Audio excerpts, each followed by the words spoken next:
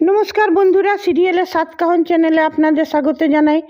চলে এসেছি ভোলে বাবা পার করেগা সাতকাহন নিয়ে দেখা যাচ্ছে যে ঝিলকে তো সবাই খুব হাসি উড়াতে লাগলো। তারপর সাক্ষ্য নিজে রুমে নিয়ে এলো।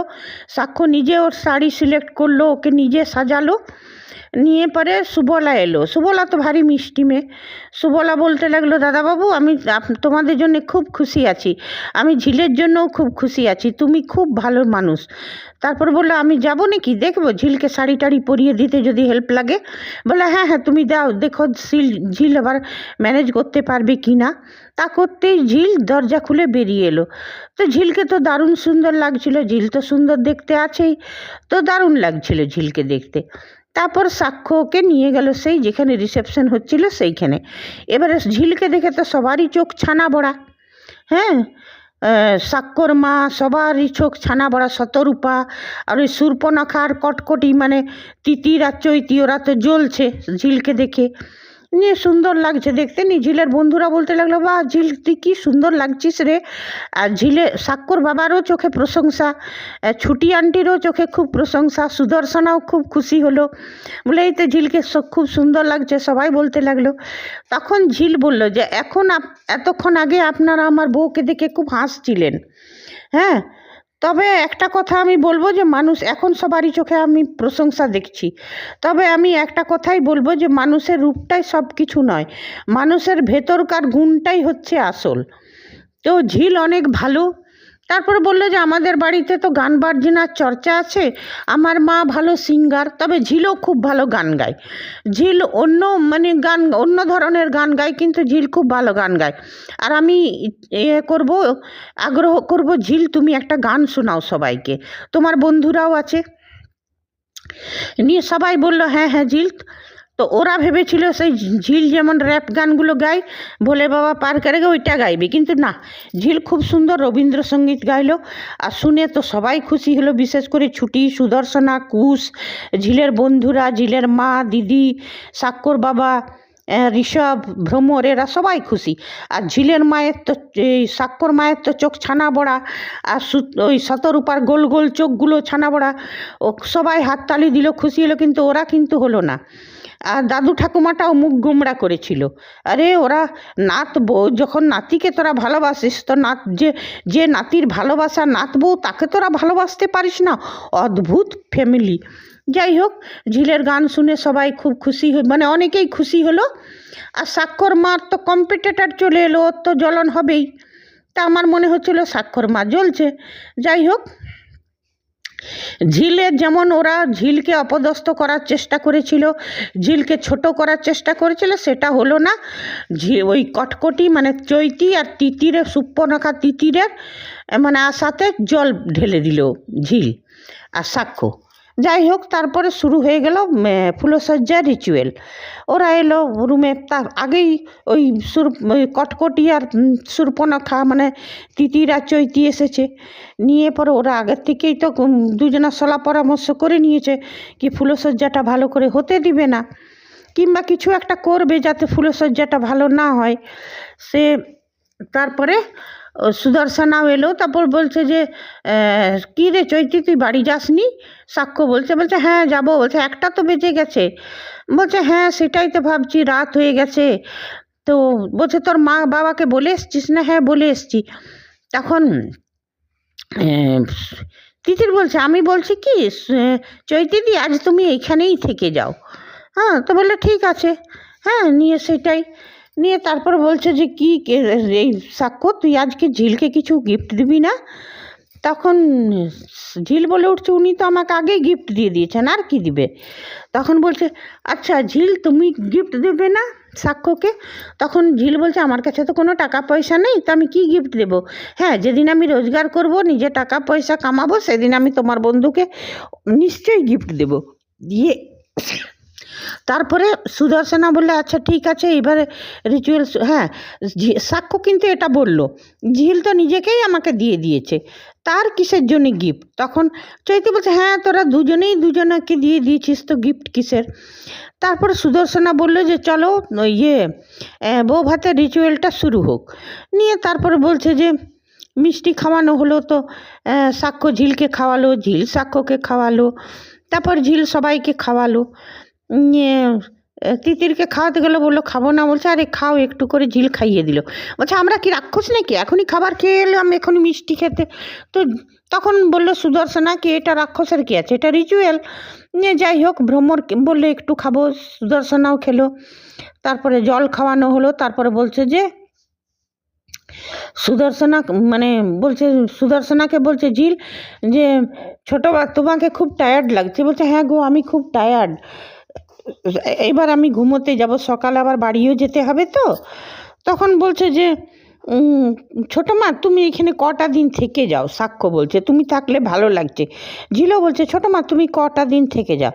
আর তিতির এতটা শুনেন, শূর্পণখা তিতিরের মুখ বেঁকছে, ছোটো মাকে তো দেখতে পারে না।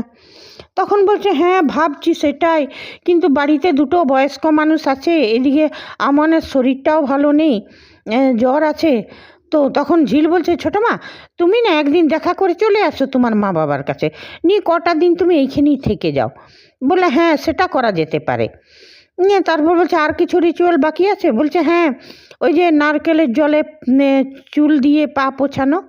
তখন সাক্ষ্য বলছে না না না, ওই না, সুদর্শনা বললো এইসব নিয়ম অবশ্য আমি মানি না, এই চুল দিয়ে আবার পা মোছানো।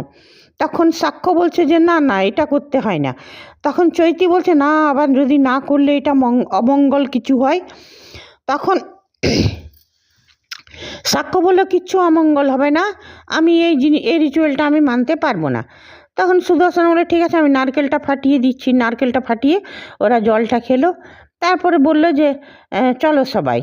নিয়ে তারপর ওই ছোটো মা আর ওই ভ্রমর চলে গেল। তিতিরও ইশারা করে চলে গেল। চৈতি খাটটাতে বসে গেল। তা আমি তো ভেবেছিলাম শুয়েই পড়বে খাটটাতে, অজ্ঞান হবার নাটক করবে, যেমন কোরা পাখিতে করেছিল আমনের খাট, ফুলশয্যার খাটে মেধা। তা আমি সেটাই ভেবেছিলাম, অবশ্যই খালি বসলো, অজ্ঞান হলো না। তারপরে বললো যে আমার কেমন যেন টায়ার্ড লাগছে, কেমন যেন আনচান করছে, একটু নুন চিনি জল পেলে ভালো হতো। নিয়ে এত রাতে আর কাকে বলবো, ও তো জেনে শুনেই ঝিলকে হাঁটাবার জন্যে। নিয়ে ঝিল বললো ঠিক আছে, আমি নুন চিনি জল গুলে নিয়ে আসছি। নিয়ে ঝিল গেল, নিয়ে সাক্ষ্যকে বলছে শুন সাক্ষ্য, বিশ্বাস কর আমি অমনিভাবে সাজাই নেই, কাজলটাতে অনেক তেল ছিল, হয়তো ঘেটে গেছিলো, এই ওই। সাক্ষ্য বলছে চৈতি এসব কথা বলার কোনো মানে নেই, যা পেরিয়ে গেছে পেরিয়ে গেছে। তারপরে ঝিল এলো। নিয়ে ঝিলকেও যখন বলতে হলো, ঝিল বলছে ম্যাম প্লিজ এইসব কথা আর বলতে হয় না। তারপরে বলে চৈতি তুই কি যাবি পাশের ঘরে শুতে, তোকে কি এগিয়ে দিই? না হ্যাঁ চল এগিয়ে দে। বললে সাক্ষ্য আমি একটু ঝিলের সঙ্গে পার্সোনাল কথা বলতে চাই। যাক, সাক্ষ্য বললো ঠিক আছে আমি বাইরে যাচ্ছি। নিয়ে সাক্ষ্য বাইরে গেল। নিয়ে ঝিলকে মানে এমনভাবে কথা বলল যাতে ঝিল সন্দেহ করে যে ওর সাথে কোনো ঘনিষ্ঠ সম্পর্ক ছিল। এই সব কথা বলে সাক্ষ্য খুব কেয়ারিং, ঘনিষ্ঠ সম্পর্ক, যদি ও তুমি না চাও কিছু করবে না, এই সব কথা বলে নিয়ে চৈতি এই স্বপ্নটা তো আমি দেখেছিলাম, আজ তোমার পূরণ হচ্ছে। হ্যাঁ আমি খুব খুশি, তোমার মধ্যে দিয়েই আমি নিজের স্বপ্ন পূরণ, এই সব ভালো ভালো কথা বলে সন্দেহের বিষটা ঢুকিয়ে বীজ একটা, পরে এটা হয়তো বিশাল মহিরুহ হবে, কারণ ওই লীনা গাঙ্গুলির সিরিয়ালে আমরা এটাই দেখি। নিয়ে তারপর চৈতি বেরিয়ে গেল। নিয়ে তারপরে সাক্ষ্য এলো। নিয়ে সাক্ষ্য ঝিল দুই ভালোবেসে সখী গানটা হতে লাগলো। নিয়ে ঝিল অদ্ভুতভাবে তাকিয়েছিল ঝিল মনে করছে এটা কী করে জানলো যে সাক্ষ্য ঘনিষ্ঠ মুহূর্তের আগে কি করে, সেটা কী করে জানলো। নিয়ে তারপরে ঝিলের মনে তো সন্দেহের বীজ বুনে দিয়ে চলেই গেল। নিয়ে ঝিল এখন বলছে সাক্ষ্যকে আচ্ছা তুমি কি কখনো চৈতিকে ভালোবেসেছিলে কিংবা বলছে শুনো ঝিল, যদি ওকে ভালোবাসতাম না তো তোমাকে বিয়ে করতাম না। তারপরে হয়তো তারপরে তো খুব সুন্দর সুন্দর দৃশ্য দেখা গেল, গানটা হলো, ওদের দুজনার অনেক রোমান্টিক সিন গেল। আজ তো এতটাই, এবারে কাল দেখা যাবে কি হবে। এ তো হলো সিরিয়ালের কথা। এইবারে আমি বলি, আমি ভেবেছিলাম যে চৈতি হয়তো ফুলশয্যার খাটটাতে শুবে, ওর অজ্ঞান হবার নাটক করবে, এই সব কিছু করবে, সেটা হলো না। করলো কি, ঝিলের মনে সন্দেহ। তবে ঝিলের এটা বোঝা উচিত যে সাক্ষ্য তো ওকে ভালোবাসতো, ওকে নিজের রুমেও নিয়ে এসেছিল, তখন যখন ওর সাথে ঘনিষ্ঠ হয়নি তো চৈতির সাথে কী করবে? আর চৈতির সাথে যদি ঘনিষ্ঠ হতো তাহলে কি ওকে বিয়ে করতো? তো যে এই সব সন্দেহের বীজটা ঢুকানো, মানে ফুলশয্যার যে আমরা সিনটা একটা ভালোভাবে দেখবো, সেটাও লীনা গাঙ্গুলির সহ্য হয় না। একটা উল্টা পাল্টা কিছু করে দেয় যেটাতে খোঁচা মেরে দর্শকদের রাগ হয়। আর সাক্ষর বাড়ির লোকরা তো আছেই চৈতিকে হাওয়া দিবার জন্যে, হয়তো নিয়মিত এবার চৈতি আসবে, একটার পর একটা এমন কিছু কাণ্ড করবে যাতে ঝিলের মনে সন্দেহ, ওদের সম্পর্কটা ভাঙতে শুরু করবে। তা এইবারে লীনা গাঙ্গুলিকে অনুরোধ করছি যেমন এই সম্পর্কটা না ভাঙে, ঝিল সাক্ষ্য আর ঝিলের মনে সন্দেহটা যেমন না উৎপন্ন হয়।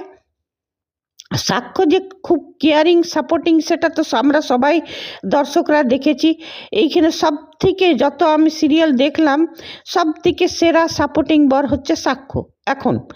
তবে পরে কি হবে জানি না, কেন কি লীনা গাঙ্গুলির সিরিয়াল তো গিরগিটির মতন রঙ বদলাতে পারে। আর ঝিলের মনে তো সন্দেহ ঢুকেই গেল, পরে এই বীজটা মহিরুও হবে না, তারও কোনো কারণ নেই, কারণ কি এটা লীনা গাঙ্গুলির সিরিয়াল। তবে হ্যাঁ, এবার মনে হচ্ছে আস্তে আস্তে ঝিলের কে অ্যাকসেপ্ট করবে সাক্ষর বাড়ির লোকরা। হয়তো বুড়ো বুড়ির কিছু একটা শরীর খারাপ হবে, তখন ঝিলি বাঁচাবে, এই করে আস্তে আস্তে হয়তো হবে। কেন কুশ কিছুটা সাপোর্ট করছে ঝিলের, ভ্রমরও করছে, এখন দেখা যাক। কিন্তু এই শূর্পণখা, শতরূপা, চৈতি, ঝিলের মায়েরও হয়তো, এই সাক্ষর মায়েরও হয়তো একদিন মনটা গলবে, কেন যতই হোক ছেলের বউ। কিন্তু আর ঝিল তো ভালো মেয়ে তো, কিন্তু এই শতরূপা, শূর্পণখা, তিতির আর এই চৈতি কটকটি, এদেরকে শান্তিতে থাকতে দিবে তবে তো। তবে হ্যাঁ, লীনা গাঙ্গুলিকে আগ্রহ করব যে এইবার একটা সুস্থ সবল সিরিয়াল উপহার দাও। অনেক দিন এমনি কোনো ভালো সিরিয়াল দেখিনি, আর লীনা গাঙ্গুলির প্রত্যেকটা সিরিয়ালে বাজে, চিরসখা তো দেখার মতন নেই। এবারে আমরা চাই এই সিরিয়ালটায় সম্পর্কটা না ভাঙে, বাইরে কিছু, হ্যাঁ চৈতি বদমাশি করুক চৈতির মতন, শতরূপাও বদমাশি করুক, তিতিরও করুক, কিন্তু সাক্ষ্য আর ঝিলের সম্পর্কটা যেন অটুট থাকে।